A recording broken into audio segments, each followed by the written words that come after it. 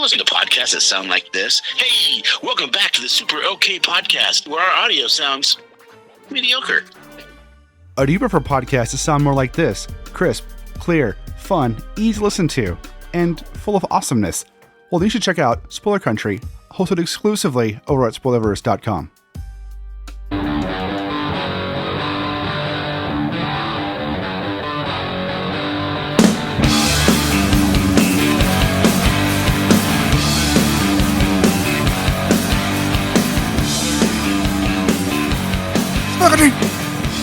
I have got another question, guys. It's got nothing to do with what was in this episode. Right? Go for it.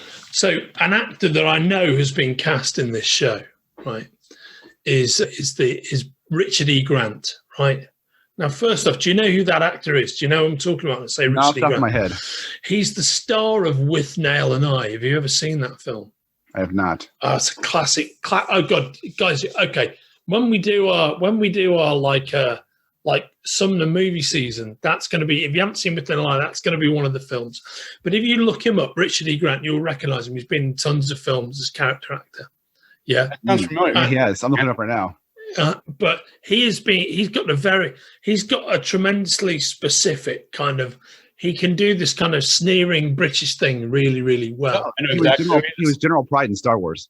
That's him. Yeah, that's him. Yeah. He's really good at playing monsters. He's really good at playing people who are funny and amiable and whatnot as well.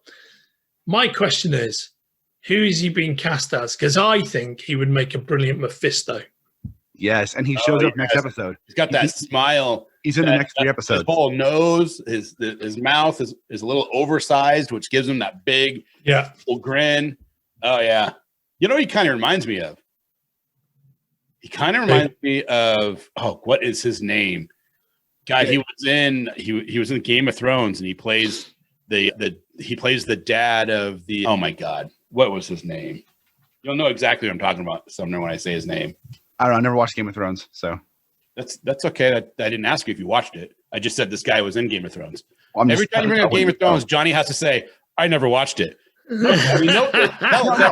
Fuck you, Kenric. This is relevant. You're saying this character from the show, and I'm like, I'm not gonna know who the fuck that is. I didn't watch the fucking show, so it's relevant. So go fuck yourself. Welcome to episode 3 of the Loki Show. Make my mobile TV. Subtitled "Fuck You, Kenric." I like it. Charles Dance. Charles Dance. Oh yeah. Okay, they do. Charles Dance. Yeah, okay, I get that. Charles Dance is a bit more classically handsome. Yeah. Charles Dance was the bad guy in The Last Action Hero. Yeah, if you recall. Oh, nice. I love that movie. Yeah, he was in a great British TV show 30 years ago called Jewel in the Crown. Yeah, no, it's rubbish. That's why, mate. It's terrible. No. I didn't make it because my buddy goes, "Do you want to try LSD?" And I was like, "I've never tried LSD." He goes, "Well, take half a hit, and it's totally safe. You'll be fine." I'm like, "Okay, it's totally safe." Totally safe. Yeah. So we did, and we're hanging out, and we're in Silverdale, Washington, and there's a storm a brewing, and we're out by the water by the Silverdale Hotel that has water behind it. Johnny knows the hotel very well. I do. And I've been there many times. See the clouds kind of circling up into each other. I'm sure this is more the LSD than what's actually happening. And he goes, "Hey, do you want to go see a movie?" And I'm like, "Yeah, the new Schwarzenegger's out, Last Action Hero." We sit down, and I'm already grinning ear to ear. I can't stop giggling, right? And it starts off, and everything's going. The lights go out, and this is when my ride starts going like this, right? And I'm sitting down, and it's the scene. It's the very first scene on the rooftop. And the guy has Schwarzenegger's kid, and he's got the axe to his throat, and he takes the axe and he throws it at the screen. He throws it and it whips it. Yeah, it's the bad guy from Manhunter. I was done. I was like, "Yep, gotta go. Can't sit through this." I felt that axe coming at me. I was done. So I love that movie, but I remember that movie came out when I was 11 years old. Yeah, so I was like the prime fucking audience for that movie. Yeah, I have fun memories watching it. I was massively looking forward to that because it was written by Shane Black and it was directed by John McTiernan. Shane Black is awesome. And I just thought it was going to be like one of the greatest movies of all time. And within about 20 minutes, I realized, okay, it's actually one of the worst movies of all time. It's a total kids movie. It's fucking terrible. It's absolutely We dreadful. should actually do an episode where we just talk about Shane Black movies. Oh, 100%. 100%. Couldn't agree more. Could not agree more. Is he, was one of the writers on Predator. I don't think he wrote the whole thing, but he was definitely one of the guys that like fixed the script. And he's in Predator. And he's in Predator. He's the one that gets hit by the. And he's the guy that when they do the classic war movie style, they show all the soldiers at the end and the actors who pay them. He's sitting there in the woods reading a copy of Sergeant Rock. Yep. It doesn't get, it's fucking brilliant. He's I awesome. love Shane Black. He's a genius. Yeah, he's made some. Oh, I tell you, a Shane Black thing you should really watch, right? This episode is all tangent out. It's all over the place. It's tangents. There's a classic 1970s men's action paperback series called Edge. Yeah, it's a Western series. And it's like it's kind of vibe is informed by the spaghetti westerns, and it's about a guy called Action Magazine. Yeah, it's action. It's like men's action. They used to have a whole genre of men's action paperbacks, like the Executioner or the Destroyer. They come out every month, and they'd be like the pulp magazines of the 30s. On men's action. Men's action. And like the series is called Edge. It's about a guy called Josiah Hedges, who is like just a real fucking tough son of a bitch in the Old West. And he spends a lot of time in Mexico. The Mexicans like call him not Hedges, but Edge. And so everybody just starts calling him Edge. And he's a real fucking murderous bastard. And there's about 60 of these books written by a guy called George G. Gilman, who was actually English, not an American at all, right? Okay. Anyway, that's one of Shane Black's favorite book series, and he made an Amazon pilot of Edge. You can find it. It's by him and the guy who made the Monster Squad. Shit, what's his name? Fred something, right? Yeah. Monster Squad. And this pilot is brilliant. I couldn't recommend it highly enough. Incredibly violent. It's an hour long.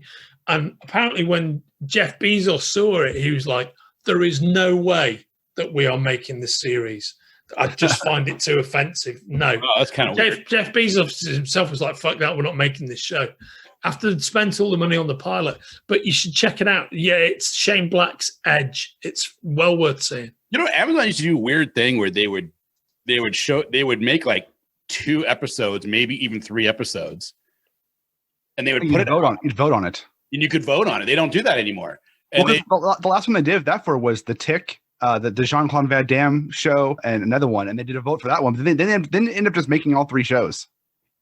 Yeah, well, there was one that was like about a pathogen. This is before 2020, and it had what's her name? God, who was the young girl that was in American Beauty? She was in Mina Suvari. Yeah, Suvari. She plays a doctor, and I actually enjoyed it. I was like, I can't wait to watch this. When the rest of them came out, and then it never came out, and it ends on a cliffhanger. Of course.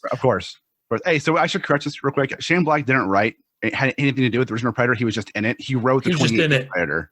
He played Hawkins in the 87 Predator. He didn't have any of the writing process there. He didn't write a movie until he wrote Lethal Weapon, right? Yeah, he wrote Lethal Weapon. Yeah, he wrote the Predator in 2018. He you want one. Check his. He wrote and directed Predator 2018, which is awful. I remember reading. I just read his Wikipedia and his IMDb, and I looked it up. He was only in Predator. He didn't write it. I gotta look for it. I mean, I don't doubt you at all. I just remember reading a thing saying that he was part of the because they got the script and they always do the rewrites.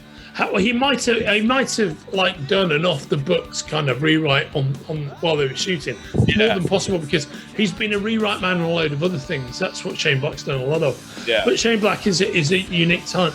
Hey lads, I've kind of almost getting to the point where I've got to pull the Casey and discreetly step back. And I know you guys at the beginning of your working day. No, at the end of mine. Spaghetti. And we're back. That's right. We are back. Back in the saddle again. Well, I hope you guys really, really enjoyed that as much as we did making it for you. And if you like what you heard and you want to hear more, you got to go check out spoilerverse.com, because at spoilerverse.com, we have a plethora amazing directors and artists of all walks of life, and editors and writers, and oh my God, are you a lover of comic books like we are? Then there's so many amazing people from the comic book world over at spoilerverse.com, and I highly implore you to go there and check it out. Yeah, and while you're there, you can check out all the other podcasts on our network, like Bridges and Geekdoms and Funny Book Forensics and Haphazard Adventures and Nerds from the Crypt and so many more. Misery We put out Point episodes Radio. all the time. Go check all of them out. And check out all of the reviews and previews and articles we have going up every single day for you. Every day on spoilerverse.com for you to check out, to read, and to love, and to like, and to comment. We have a store link. If you want to help support the site, you can do it two ways. One, go to our Patreon, which is patreon.com/spoilercountry, or go to our store link in the middle of the site there and get a t-shirt, a face mask, a hoodie, something, look fly as hell, and help support the site when you do that, because we get $1 or $2. And, maybe you want to talk to us. If you do, you can do it obviously on all the socials, but if you go to scpod.us/discord, you can join our public Discord server and come chat with us all day long. I couldn't say it better myself, dude. There you go. You just mouthed out a ton of information at once, and really, I hope you guys enjoy what you're hearing, because we're working our butts off to bring it to you. We are. I guess there's only one left thing. Yeah, I'm gonna go with it. There's only one left thing left to do. What's that? In an oceans of podcasts, We are Cthulhu. as Cthulhu compels you to Open the mind. and